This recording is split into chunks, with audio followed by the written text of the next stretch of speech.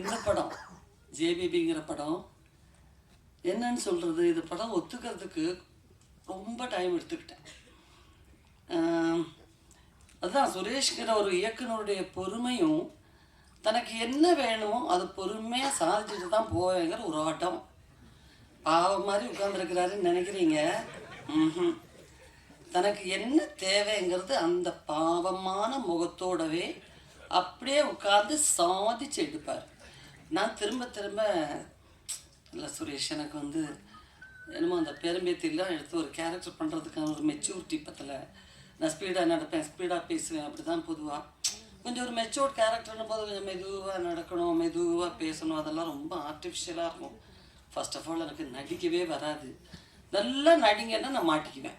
அதை எப்படி நல்லா நடிக்கிறது ரொம்ப யோசிக்க வேண்டியது. நிறைய சில படங்கள்லாம் அப்போல்லாம் தெலுங்கு டைரக்டர்ஸ் எல்லாம் கூப்பிடும்போது, மேடம் இது பயங்கரமாக நடிக்கிற ஒரு கேரக்டர், இதை நல்லா நடிச்சிடுங்கன்னா, ஐயோ நடிக்க சொல்கிறாங்களே, அது எப்படி தான் நல்லா நடிக்கிறது, நீங்கள் இதுதான் கேரக்டர், நீங்கள் எதாவது பண்ணுங்கன்னா பரவாயில்ல, ஏதோ வர்ற மாதிரி ஏதோ பேசிட்டு போவேன்.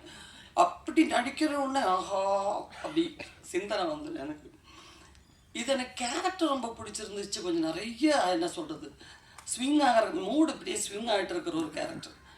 இந்த நேரத்தில் என்ன பண்ணணும்னு தெரியாது, அடுத்த சீனில் அப்படியே சிரிச்சுக்கிட்டே ஆரம்பிக்கிற மாதிரி இருக்கும், திடீர்னு கடைசியில் எழுதுகிறோம். அப்புறம் ரொம்ப சீரியஸாக ஆரம்பிச்சுட்டு கடைசியில் பார்த்தா ரொம்ப ஃபன்னாக இருக்கும். ஸோ ஒரு கேரக்டருடைய நான் நினைக்கிறேன் ரொம்ப வருஷத்துக்கு அப்புறம் அப்படி தான் சொல்லணும். மற்றதெல்லாம் ஒரு ஜோனர் சொல்லிவிடுவாங்க, இது வந்து ஹியூமர் பேஸ்டு ஃபிலிமா, இது வந்து ரொம்ப சீரியஸான ஒரு ஃபிலிம், இல்லைன்னா இது ஒரு ஆக்ஷன், இது ஒரு க்ரைம் த்ரில்லர், இது கோஸ்ட்டு, இப்படி எல்லா படத்துக்குமே ஒரு ஒரு என்ன சொல்கிறது, ஒரு கிருத்தியமான ஒரு சுபாவம் இருக்கும். இப்படி தான் இந்த கேரக்டர்ஸ் எல்லாம். பட் இதில் அப்படி சொல்ல தெரியல, இதுதான் கதை அப்படின்னு அவர் ரொம்ப விளக்கமாக எனக்கு சுரேஷ் சொல்லவே இல்லை. ஆனால் கடைசியில் வேறு வடிவெல்லாம் சொன்ன முடியாது சுரேஷ், இப்போ ஏஜில் இருந்து ஓரளவுக்கு இருக்கிற ஒரு கேரக்டர்னா கூட பரவாயில்ல. என் பையன் 4வது தான் படிக்கிறான், என் பொண்ணுலாம் திட்டுவா, அவங்க கூட இருக்கிற பசங்க வந்து உங்களை போன்ற பாட்டின்னு சொல்கிற அளவுக்கு கேரக்டர்லாம் பண்ணி வச்சுட்டாங்க, இது ஆண்டியோட நிறுத்திக்கோ அப்படின்னுவா. நான் அவளும் காலேஜில் படிக்கிறா. ஸோ சிலதெல்லாம் அவங்களுக்காகவும் பண்ண வேண்டியிருக்கு. எல்லாம் சொல்லி முடிச்சு கடைசியில் சுரேஷ் முகத்தை பார்த்தா பின்ன எனக்கே டவுட் வருது. இவர்கிட்ட தான் சொன்னேன் நான் ரொம்ப நேரம், இல்லை ஒரு காதலை விழலையா? சரிம்மா சரிம்மா, இல்லை நான் சொன்னது உங்களுக்கு புரிஞ்சிச்சா சுரேஷ்? புரியுது. சரிம்மா, இப்போ நம்ம என்ன பண்ணலாம், எப்படி பண்ணலாம்? சார் நான் அதுதானே சொல்கிறேன், இந்த மாதிரிலாம். ஓ கரெக்ட் கரெக்ட், ஆமாம்மா சொன்னீங்கல்ல. சரி அப்போ எப்போ ஷூட்டிங் வச்சுருக்குது? திரும்ப திரும்ப திரும்ப கடைசியாக வந்து ஒரு லேப்டாப் எடுத்துகிட்டு வந்துட்டு, ஆமாம் இதுதான் மாதிரி சுரேஷ் இருக்கட்டும் சுரேஷ், அவங்க மூடுங்க முதல்ல, இது இருக்கட்டும், நான் தான் சொன்னேனே இந்த மாதிரி சில, அது கரெக்டுமா நீங்கள் சொல்லிட்டீங்க ஓகே, ஆனால் இதை பாருங்கள் எடுத்து ஓப்பன் பண்ணி அவர் பாட்டுக்கு தான் நினச்சது சாதிக்காமல் இந்த வீட்டிலேருந்து போகிறதில்லைன்னு முடிவு பண்ணிட்டார். நம்ம அப்படி ஒருத்தர் கங்கணம் கட்டிக்கிட்டு வந்தால் நம்ம மாட்டிக்குவோம். நம்மளும் ஐயோ என்ன பண்ணுறோம், துப்பாக்கி எடுத்துட்டு மரியாதையாக நடிக்கிற இல்லைன்னா கூட பரவாயில்ல, என்ன மிரட்டுற அப்படின்னு கேட்டுருக்கலாம். இது ஒன்றும் மிரட்டல் கிடையாது, உருட்டல் கிடையாது, பெரட்டல் கிடையாது. அப்படியே வச்சுட்டு இவங்க தான் அஜய் பேபி, இது வந்து என் பெரியம்மா, இது வந்து அவங்க அந்த குடும்பத்தில் இருக்கிறவங்கெல்லாம் இவங்க தான், இதுதான் ஒரிஜினல் லொக்கேஷன், நம்ம ஷூட் பண்ண போகிறது யாரும் நம்ம ஷூட் பண்ண போகிற லொக்கேஷன் இதான் வருது இதான் வருதுன்னு சொல்லி அப்படியே கீழே உட்காந்துட்டாரு. எனக்கு எழுந்து இப்படி ஓட முடியாது, இப்படி ஓட முடியாது, இப்படி ஓட முடியாது. நானும் அந்த சோஃபாவில் அப்படியே உட்காந்துட்டேன். கடைசியில் என்ன பண்ணுறது, ஷூட்டிங் டேட்டை பற்றி பேசுங்க, மற்ற ஃபார்மாலிட்டி எல்லாம் யார்கிட்ட பேசணும், இந்த 2 வார்த்தையை 1 மணி நேரமாக பேசி பேசி எனக்கு வேற வழியில் சரியா படம் பண்ணுறேன் அப்படிங்கிற முடிவுக்கு நான் வந்தேன். ஆனால் அந்த பொறுமை அந்த ஷூட்டிங் முழுக்க முழுக்க நான் கவனித்தேன். ஏன்னா ஒரு படம் என்னதான் அந்த வாழ்க்கையில் நடந்த சம்பவமாக இருந்தும் கூட எப்போவாவது ஒரு இயக்குனருக்கு ஒரு சின்ன பதட்டம், இல்லை பப்ளிக் ரோடில் நிறைய ஷூட் பண்ணியிருக்கோம். இந்த கேமரா ஜெயந்தையும் ரொம்ப ஒத்துக்கணும். ஏன்னா நடு ரோடெல்லாம் ஷூட் பண்ணி நாங்கள் பாட்டு அந்த ரோட்டில் ஓடுறதெல்லாம் ரொம்ப கஷ்டப்பட்டு தான் ஷூட் பண்ணோம். ஏன்னா வித்தவுட் பிரேக்கில் போய் அந்த வெயிலில் அந்த மெலடி ஒரு ஆக்ட்ரஸ் தானான்னு எனக்கு ரொம்ப டவுட் இருந்துச்சு. ஒரு 5-6 நாள் இந்த பொண்ணை இந்த கூட்டத்தில் இருந்து வந்துச்சா, இல்லை இந்த ஃபேமிலியில் இருக்கிற பொண்ணா, அப்படி ஒரு இமோஷனலான ஒரு முகம், அவ்வளோ நேச்சுரலான பெர்ஃபார்மன்ஸ். அண்ட் நம்ம தினேஷும் மாறனும் எல்லாருமே அது நான் தினேஷுடைய ஒரு ரசிகன்னு சொல்லணும். ஏன்னா அவ்வளோ ஒரு என்ன சொல்கிறது, மனசு முழுக்க அந்த கேரக்டரை அந்த இமோஷனை ஏற்றுக்கிட்டு அப்புறம் தான் வெளியே வரும். இப்போ நான் பிகினிங் டேஸ்லாம் சுரேஷ்கிட்ட கேட்டேன், சுரேஷ் ஒன்றும் தினேஷ் முகத்தில் ஒன்றுமே இருக்கிற மாதிரி தெரியல, அப்படியே ஒரு சன்னியாசினியுடைய நிசங்கமான ஒரு முகம்.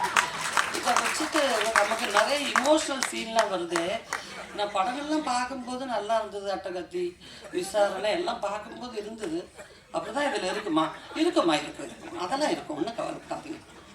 அந்த படத்தை பார்க்கும்போது உண்மையிலே அந்த இமோஷனில் சில சீன்ஸ் எல்லாம் எனக்கு சாதாரணமாக தெரிஞ்சது அவர் ஆக்ட் பண்ணும்போது. அப்புறம் தான் நினச்சேன் நம்மளே இப்படி தான் நினைப்பாங்களோ, முகத்தில் ஒன்றும் சரியாக தெரியல. அதுக்கப்புறம் சொல்லணும்னா நம்ம மாறனுடைய பொதுவான ஒரு என்ன சொல்கிறது, அந்த ஒரு டீமே இல்லை. நீங்கள் கலாய்க்கிறதுக்கு சுரேஷே கலாய்க்க முடியாது. ஏன்னா அதுக்கெல்லாம் ரொம்ப அப்பாற்பட்ட ஒரு முனிவர். அவர் வாட்டுக்கு நடந்து அவர் வாட்டுக்கு வந்து அவர் வாட்டுக்கு நின்று நீங்களாம் என்ன பெண்ணுங்கய்யா, நான் தான் அதை முடிவு பண்ணி வந்துட்டேன், இதை எடுத்துக்கிட்டு தான் போகிறது அப்படின்னு. தினேஷ் வந்து மாறன் உட்கார்ந்துருக்கிறத பார்த்தாலே சிரிச்சுக்கிட்டே அப்படி ஆகிற ஒரு ஆள். எனக்கும் அதை பார்த்தீங்களா, அந்த கோழி குஞ்சு முட்டையிலேருந்து விரிஞ்சா மாதிரியே ஒரு முகத்தை வச்சுக்கிட்டு யாரை கலாய்க்கலான்னே இப்படி ஆராய்ச்சி பண்ணி, அதுவும் கல்கட்டாலாம் நம்ம வெளியூர் தெரியாத ஒரு ஊரில் ஷூட்டிங் போனால் அங்கே சாப்பாடு எப்படி இருக்கும், இல்லை அதை ஆர்டர் பண்ணி சாப்பிட்டுக்கலாம், இதை வாங்கி சாப்பிட்டுக்கலாம், இப்படியெல்லாம் ஒரு ஆசையாக இருக்கும். வாய்ப்பே இல்லை. கல்கட்டா வெறும் தித்திப்பாக கிடைக்கும் நிறையா. அப்புறம் மீன் குழம்புலேயும் தித்திப்பு இருக்கும், எல்லாத்துலேயும் சர்க்கரை போட்டுருவாங்க. ஸோ அது எங்களுக்கு மெஸ்ஸில் நல்ல ஃபுட் அது வந்துட்டுருக்குன்னு தான் ஒரு சேஞ்சுக்காக சொல்கிறேன். அதில் வேற ஒரு மாதிரி என்னத்தான் இந்த ஊரில் வாங்கி சாப்பிட்றது, டேய் 1/2 கிலோ பூண்டு 1/2 கிலோ வெங்காயம் வாங்கிட்டாயா, ஒன்றுமே கிடைக்கலன்னா பூண்டு வெங்காயமாக வாங்கி தின்பீங்க அப்படிங்கிற மாதிரி கவரில் கொண்டு வந்து வெங்காயத்தை எடுத்து வச்சு தின்னுட்டு இருப்பாள். ஒன்றுமே முடியலைன்னா அந்த பொண்ணு அசிஸ்டண்ட் டைரக்டர் பொண்ணு ஜெஸ்ஸி, அவளை கலாய்க்கிறது. இப்போ நான் இப்படியே பார்த்துட்டே இருப்பேன். ஏன்னா பாவம் ஒருத்தர் இப்படி இயலாமல், ஏன்னா அந்த சந்தான டீம்லெல்லாம் எல்லாம் கவுண்டர் பேசிக்கிட்டே இருப்பாங்க. இங்கே வேறு வழியே இல்லை. நானும் வேறு ஒரு மாதிரி அந்த ஒரு இதில் தானே மேக்கப்பில் தானே உட்காந்துருக்கேன். ஒன்றும் என்கிட்ட ஒன்றும் பேசுகிறாப்புல இல்லை. அப்புறம் அந்த பொண்ணை பற்றி, ஏமா அது என்ன லொடலோடன்னு பேண்டை போட்டு தெரியுது மேடம், ஏன்பா இல்லை அங்கே பாருங்களேன், எங்கள் வீட்டிலலாம் மாவு மிஷின் இருக்கும் பார்த்தீங்களா, அந்த துணி காணாமல் போகுது எங்கள் ஏரியாவில் இருந்து, இந்த பொண்ணு தான் எடுத்துகிட்டு போய் பேண்ட்டு தைக்கிது போல இருக்கு. ஒரு வழி இல்லாமல் யாரை கலாய்க்கிறதுன்னு தெரியாமல் நாய்க்கு பூனைக்கெல்லாம் டப்பிங் பண்ணிக்கிட்டு இருந்தது ரோட்டில். பட் அவரே ஒரு ஸ்டேஜில் அந்த படத்தில் இமோஷனலாக நடித்து நான் படம் பார்க்கும்போது உண்மையிலே எனக்கு கண்ணில் தண்ணி வந்துருச்சு. ஏன்னா எல்லா நடிகருக்குள்ளேயும் இருக்கிற அந்த ஒரு திறமையை இது கண்டெடுத்தது ரஞ்சிதா சுரேஷா 2 பேருக்கும் ஹேட்ஸ் ஆஃப். பிகாஸ் பொதுவாகவே பாரஞ்சித்தனுடைய படங்கள் மேலே இருக்கிற எனக்கு இருக்கிற பெரிய ஈர்ப்பு என்னென்னா, அப்போ மெலடி சொன்ன மாதிரி அங்கே இன்னொரு ஆர்டிஸ்ட் அவங்களும் சொன்னாங்க, நிறம் இப்படி இருக்கணும், உருவம் இப்படி இருக்கணும், இந்த கான்செப்டுக்கெல்லாம் அப்பாற்பட்ட டோட்டல் ப்ரொடக்ஷனே அங்கேருந்து வர்ற ஒவ்வொரு படங்களும் அப்படி தான் இருக்கும். ஏன்னா எப்படி இவங்க ஆர்டிஸ்ட்டை செலக்ட் பண்ணுறாங்கன்னு நமக்கு வியப்பாக இருக்கும். ஆடிஷன் பண்ணலாம், எல்லாம் பண்ணலாம், இருந்தாலும் அவங்களுடைய உண்மையான அவங்களுக்குள்ளே இருக்கிற கண்டென்ட் இவ்வளோ இருக்குங்கிறத சொல்கிறது, கண்டுபிடிச்சு அதை வெளியே கொண்டு வர்றதுங்கிறது ஒரு பெரிய விஷயம். எத்தனை பேர் ஆர்டிஸ்ட் வந்திருப்பாங்க. இப்போ இதிலே பாருங்கள் எவ்வளோ பேர்னு, நிறைய பேர் ஆக்ட் பண்ணியிருக்காங்க. அதில் கொஞ்சம் பேர் தான் வந்திருக்காங்க, மீதியெல்லாம் யாரும் வரல. அவ்வளோ ஆர்டிஸ்ட்டுங்களை கொண்டு வந்திருக்காங்க. அண்ட் பொதுவான ஒரு விஷயத்தை எடுத்து அந்த கதை எப்படி நம்ம வெங்கட் பிரபு சொன்னது 100% கரெக்டு. ஏன்னா அந்த இந்த கதையை நான் கொண்டு வரலாம், அது மேலே நம்பிக்கை வந்திருக்குன்னு சொன்னால் அது ஒரு தயாரிப்பாளருடைய தைரியம். நான் எப்போவுமே கமல் சாரை சொல்லுவேன், ஏன்னா மகளிர் மட்டும் மாதிரி ஒரு படம், நான் ரேவதி ரோகிணி, மார்க்கெட்டில் மஸ்டாக இல்லாத 3 கதாநாயகர் இருக்கலாம், இவங்க இருந்தால் தான் படம் ஓடணும் அப்படிங்கிறதெல்லாம் இல்லாத ஒரு டைமில் எங்களை நம்பி ஒரு கதையை படமாக எடுக்கிறதுக்கு அவர் அவ்வளோ தூரம் பிளான் பண்ணி ஒர்க் பண்ணுறாரு. எதை வச்சு எங்களை நம்பினார்னே நினச்சிக்கிட்டு இருப்பேன் நான் பாதி படத்துக்கு வேலை வரைக்கும். அந்த மாதிரி இப்போ இந்த கதையை பாருங்கள், அவர் நீலம் ப்ரொடக்ஷன்ஸ் நினச்சாக்கா எவ்வளோ பெரிய ஹீரோஸை வச்சு எப்பேற்பட்ட படங்கள் வேணாலும் பண்ணிகிட்டு இருக்காங்க.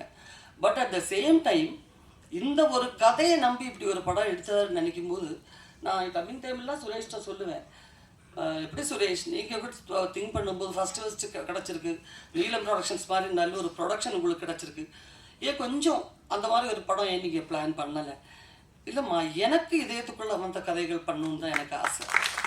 என் மனசுக்குள்ளார இருந்த அந்த எமோஷன்ஸு நம்ம வாழ்க்கையிலே அவ்வளோ விஷயங்கள் வெளியே கொண்டாடுறதுக்கு இருக்கும்போது வெளியே போய் என் கதையை தேடுவானே. அதனால தான் இந்த ஒரு கதையை எடுத்தேன் அப்படிங்கிறது. அண்ட் ஒவ்வொரு சீனும் அந்த ஒவ்வொரு லொக்கேஷனும் சாதாரண ஒரு ஃபிலிம் லொக்கேஷன் மாதிரி இல்லை, ஷூட்டிங் மாதிரி இல்லைன்னு ஒவ்வொருத்தரும் சொல்கிறதுக்கு காரணம் மினிமம் அளவில் இருக்கிற ரூம்ஸில் எல்லாம் ஷூட் பண்ணியிருக்கோம். அது ஜஸ்ட் அந்த கேமரா மட்டும்தான் விற்க முடியும். அந்த மாதிரி ஒரிஜினல் லொக்கேஷனில் தான் ஷூட் பண்ணியிருக்கோம். சார் எனக்கு பதில் சொல்கிறீங்களா அங்கே சொல்கிறீங்களான்னு தெரியலையே. நான் தான் என்கிட்ட சொல்கிறேன் வேறையா? Okay okay. அந்த மாதிரி நிறைய எடுத்திருக்காங்க. அது நீங்கள் பாருங்கள், நீங்கள் படம் பார்த்தீங்கன்னா தான் தெரியும். இது முழுக்க முழுக்க இயக்குனர் படங்க. அண்ட் ரஞ்சித்துடைய ஒரு டிசிப்ளின், ஒரு ப்ரொடக்ஷன் டிசிப்ளின் அப்படிங்கிறது எல்லாருமே தெரிஞ்சுக்க வேண்டிய விஷயம். சைலண்டாக வேலை நடக்கும், ஆனால் அந்த படத்தினுடைய குவாலிட்டிக்காக எந்த குறையும் அந்த படத்துக்கு வைக்க மாட்டார். இன்னும் ஒரு சின்ன பட்ஜெட் படம் தானே, இப்படி எடுத்தால் போதுங்கிறது இருக்கவே இருக்காது, எல்லா ஃபெசிலிட்டியும் இருக்கும். ஸோ அவங்க யூனிட்டில் நிறைய படம் ஒர்க் பண்ணணும்னு ஒரு வாரத்துலேயே அவ்வளோ ஆசை எனக்கு வந்துடுச்சு. ஸோ அந்த அளவுக்கு ஒரு நல்ல ப்ரொடக்ஷன். அவங்க நிறைய படம் எடுக்கணும், நிறைய ஆர்டிஸ்ட்களை கொண்டு வரணும். அண்ட் சுரேஷ், நீங்கள் ஒரு கிரேட் பர்சனாலிட்டி அண்ட் ரொம்ப டேலண்டட் டைரக்டர். நாளைக்கு பெரிய லெவலுக்கு வருவீங்க கண்டிப்பாக. எல்லா மொழியிலையும் படம் பண்ணக்கூடிய அளவுக்கு ஒரு பெரிய டைரக்டராக அவர் வரணும். எல்லாருடையும் வாழ்த்துக்கள் இருக்கணும். எல்லாருக்கும் வந்தவங்க அத்தனை பேருக்கு நிறைய படத்தை பார்த்துட்டு சொல்லுங்கள். கண்டிப்பாக நாங்கள் எல்லாம் சும்மா சொல்ல மாட்டோம் அப்படிங்கிறது உங்களுக்கு படம் பார்த்ததுக்கப்புறம் ஃபீல் ஆகும். நன்றி, வணக்கம்.